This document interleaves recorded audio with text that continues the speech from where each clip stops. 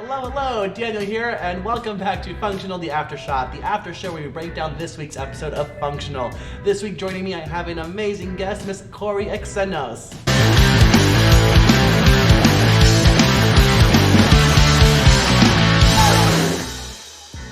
Welcome back to Functionally Aftershot. I am so excited to be right next to an amazing person I'm really lucky to call a friend as well, Miss Cory, and also fellow drinker, Miss Cory Xenos. Cory, how are you? Welcome to Functionally Aftershot. Thank you. Welcome to Functional.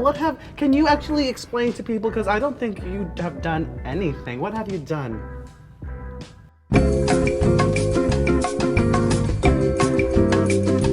Cory is the director of photography. She has also been audio, she has been background, she has been PA, she has been AD. Actually, right now, she is also directing this series right now. So, Cory, how are you? Wait. Okay, I needed all of that for all the work that I've done. I'm good. I'm glad to be here, and I'm happy to be a part of Functional and the Aftershot, and yeah, I'm happy to talk with you about this crazy stuff that's going on. Oh, yeah. Well, Cory, you've actually been one of the very, very first people that when I first created this series, and I was like, well, I have an idea, I don't know what's going to happen. You were literally one of the first people that I talked about. That makes sense. Yeah, so here we are. What, 2 years later, talking about this. I remember we were at the premiere party for the Leslie season 2, which Daniel is in. You should check it out if you haven't. And I remember you saying, I have this idea for a web series that I want to do, but I don't know. And you told me the idea and the premise and what you wanted to do with it. And I was like, yes, do it. I want to be a part of it. Let me know however I can help you. And I didn't think it would be so much, but literally was the background Here we of the are. production. Besides Cheska and Donnie, like, you know. Yeah. So absolutely. yeah, there's definitely 3 main people who were behind the scenes. This was Cheska, Cory, and Donnie who created this whole production. So I am so indebted to all of you 3. So thank you so much. Before we get into more stuff that I want to ask you about creating the series, let's just dive into this episode super quick.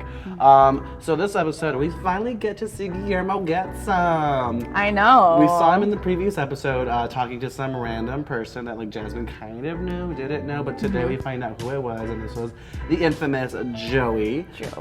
So we don't really know where Joey comes from, but it's clear that this has been someone in Guillermo's sexual life, off and on, booty call situation, loves his grandma, God bless his grandma. Things get steamy though. It was kind of cool. You know, we kind of get to see Guillermo win for a hot second. I think like good for Guillermo for getting some, but it just feels off. Yeah, like this doesn't seem like it's gonna be a win situation. Anyways, he gets some. Good for him. Yay. It really goes out the window when we find out that Homeboy is also messaging other people. It's like, he never said he was exclusive, but at the same time, if you're gonna invite me to your grandma's house, let me know, you know? Yeah, but I can think of so many times where we get ourselves into that situation where you're not exclusive, but it's a fine line. You don't really know what you are or what's okay. And so I kind of see both sides of it there, but yeah, we get into ourselves into those kinds I mean, of coming messes. from Guillermo's perspective, I really hope he did not put a down payment on the tuxedo, because I would have already had it on. I mean, Hopefully you can return it. knowing him, I think he probably already did. I mean, I know I would have, but not going anywhere in this relationship, unfortunately. Well, we end the episode with Guillermo leaving. Clearly, Joey is not in it for the same reasons Guillermo is. And we kind of just end there. We kind of just see a day in the life of Guillermo without Jasmine, which is kind of cool to see how he reacts. And you can clearly tell that there is a reason why there's a dependency in this friendship with Jasmine. It's like, who am I going to talk to about this? No one. I think when you see someone outside of their friendships, when it's such a close friendship like that, it's important to see those moments where they're not with that person, because it really does explain a lot about how their friendship works, how that dynamic works, and why they need what they need from that relationship. So I think it was really important that we saw that. So I was really happy about that. It is. I mean, but you can kind of just tell like, well, he's kind of sad. But hey, got some more than me, so cool. Well, anyways. Write it so you can get it. I know. I'm so excited to have acted in this because I finally got to go on a date, so it was really great. Well, anyways, back to what were some of the challenges? I know there were so many, but what were some challenges that you found on this set? And how was it different from anything that you've done before? I think a big challenge was just wanting to make it the best that we possibly could with our resources, and sometimes coming up short on resources. Just not, I mean, I think it happens that way in any production, but thinking we can do a lot of this on our own and we don't need a lot of extra hands, but it's really helpful to have those extra hands. So, you know, sound, Cheska has mentioned this before, that sound was kind of a problem for us because we didn't have a consistent person to run that. So it was like, yeah, we have the sound equipment, but we're coming up short on hands. So I think that's the most challenging thing, is making sure that you have enough resources, and I'm not just talking money, but people are invaluable. This was different than anything else I'd done. I think because of the content. It's rare to see a queer person of color show that's based around people of color, and I think that it has a lot of heart, and I think we have a lot of people looking for this kind of content, seeing themselves on screen, or like for me, most of my friends were people of color growing up, and I'm as white as white can be, but the people that I'm seeing in functional, they were my friends. Like that's what I saw growing up, and I've never seen that on screen before. So for me, it was really special to be a part of it because it's so completely different than what we're getting on the market right now, and in the web series world especially. So it's filling a void that's out there right now. So I think that's really awesome. It was definitely something that, even though this was an indie production, you guys definitely put your whole heart and soul, which again, I definitely want to remind everyone, in most of these shots, we did not have a whole crew. Anything that it was literally 3 people behind the camera doing it. So like, my hats off to you. What would you advise to any newcomers who are wanting to do this, or maybe aren't in LA, or maybe they are and they're just like, I want to do this, I have a script, or I want to direct, I want to be the director of photography, but I just don't have the resources, I don't have the money, I don't have friends, I don't think I can do this, but I want to. What would you advise someone who's new to the game to do? I think the most important thing I learned is it's a lot about research, and it's a lot about asking questions, because you're not going to know until you ask, like, how do I do this? Just if you have an idea, but you're never asking anyone, well, how did you do it? I think that was the great thing about what happened for me, was I was able to work on different series where I was able to ask the creators, how did you do this? You have no budget. How did you start doing this? And luckily they were willing to give me all of the information about how they took that journey.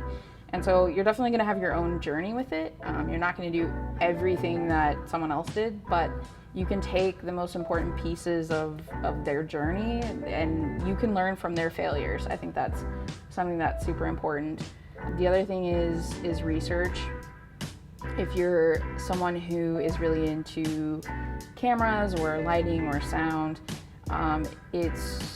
it's easy to just Google and figure out, how are people doing this low budget? You know, what can I use that will give me a good quality but doesn't necessarily have to be $5,000? Like what can I start small with? And then I think once you get the baseline of like, okay, I have a camera, maybe it's not a $10,000 camera, maybe it was $1,000, but I can start with this. And once you start making things, you get a little more comfortable with what you can do with that.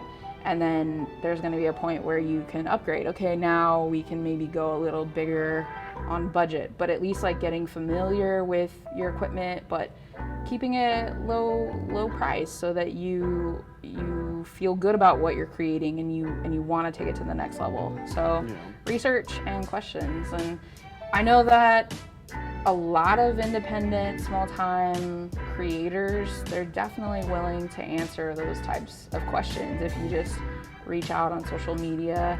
I wouldn't say like go talk to someone at a studio, but like they're gonna have studio money, you know, but text me or Cheska or Daniel or whatever and just ask, how did you do this? If you're interested, you know, we're always willing to help other people make things, because oftentimes they become collaborators that we can now make another project with and fill another void where we need a story to be told, and oftentimes we can end up working together. So no, that's very true. I remember the first day on set when we got there, we looked around and we realized we literally worked on oh my gosh, we have been in each other's projects and now we're back in another one. All the worlds collided. It was such an amazing experience. Finally, you kind of already touched this, but you've done a lot of projects. Can you talk about other projects you've done and that are upcoming, that hopefully by then they'll be out in the world? Right. And where can we find you? Other projects that I've done, the first film that I shot myself, wrote, directed, was the cinematographer for. It's called Invisible Struggle. It was a film about depression. You can just put it in YouTube. It'll be here too. But I'll put a link here because I'll edit this. She's also editing this too. Then I have a feature film that is upcoming. We have big plans for that, so I don't actually know when the release will be, but it is coming. And if you follow me on Instagram, I'll give you a link in a second. If you follow me on Instagram, you can see a little bit about that, but it's called With Love. And it actually has Liz, who is Jasmine in this. She is one of the two main co-stars, and it's a beautiful film. So I'm really excited to share it with the world. And then I have a web series that I created called The Fortnight, and it happened a little faster than I was planning on. I was in pre-production and then all of a sudden had to just jump right in because of an actor's schedule.